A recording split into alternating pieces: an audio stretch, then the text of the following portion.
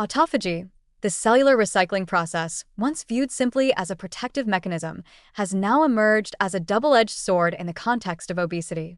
It serves both as a metabolic safeguard and, under certain conditions, a contributor to disease persistence.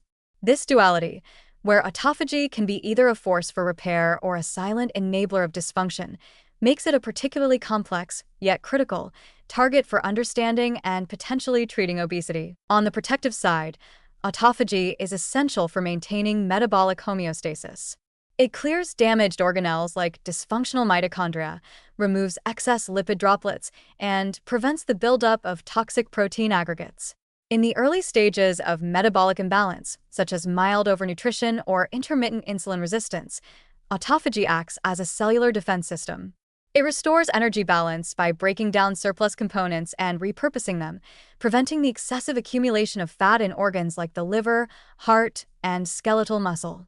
In adipose tissue, this self-cleaning function supports the healthy turnover of fat cells and protects against inflammation and fibrosis. In essence, autophagy helps cells stay metabolically flexible, resilient, and functional, even when under dietary stress. However, in prolonged or severe obesity, the role of autophagy shifts, and this is where the process reveals its darker potential. Chronic nutrient overload can lead to dysregulated or excessive autophagy in certain tissues. Instead of cleaning up and protecting the cell, autophagy can support the survival of already dysfunctional or diseased cells, particularly in inflamed, fibrotic, or hypoxic adipose tissue. These cells, despite being metabolically harmful, may avoid death thanks to autophagy-driven survival pathways. This enables a vicious cycle. Cells that should be removed persist, continuing to secrete pro-inflammatory signals and disrupting tissue architecture. Additionally, in hypertrophic adipose tissue, where fat cells have become enlarged and overburdened, autophagy may help support continued fat storage, allowing these cells to stretch their capacity further rather than triggering cell turnover or differentiation. This maladaptive support may seem helpful in the short term but contributes to the breakdown of metabolic regulation over time. The very process that is supposed to restore balance may, under chronic stress, maintain a harmful status quo. Moreover, in the liver, excessive or defective autophagy may contribute to the progression of non-alcoholic fatty liver disease, NEFLD. While autophagy helps reduce hepatic fat under normal conditions, its impairment, common in advanced obesity, can accelerate fat buildup and inflammation.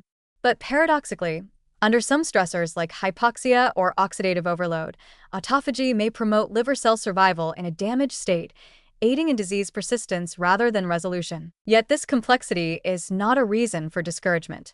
On the contrary, the dual nature of autophagy underscores the adaptive intelligence of our cellular systems. Autophagy is not inherently good or bad, it is context-dependent. Like a thermostat, it responds to environmental inputs, internal cues, and cellular needs. If the conditions are right, moderate stress, intermittent nutrient deprivation, physical activity, autophagy leans toward its beneficial, regenerative role.